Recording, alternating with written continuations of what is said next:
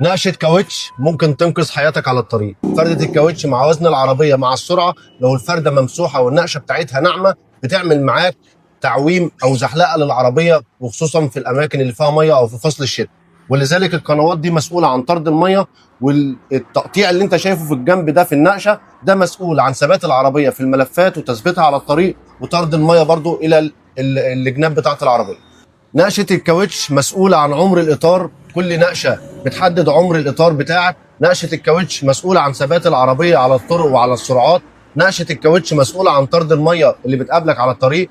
نقشة الكاوتش مسؤولة عن توقف العربية وزمن التوقف مع دوسة الفرامل، مهمة جدا جدا لحياتك. نقشة الكاوتش بتحدد مستوى الصوت ومستوى صوت النقشة مع السرعات العالية، تأثر على استهلاك البنزين بشكل مباشر. اختيار نقشة الكاوتش كوم، وان انت تمشي في فردة الكاوتش النقشه بتاعتها بالمنظر ده هتفهم اهميتها. نقشه الكاوتش بتحافظ اصلا على الطبقات الداخليه بتاعت الكاوتش دي. كده اقدر اقول لك انت في خطر وانت ماشي على الطريق لو ماشي بيها ممسوحه، او العمق بتاع المداس الدواسه بتاعت الفرده وصلت للمنظر ده، فانت محتاج تغيرها فورا.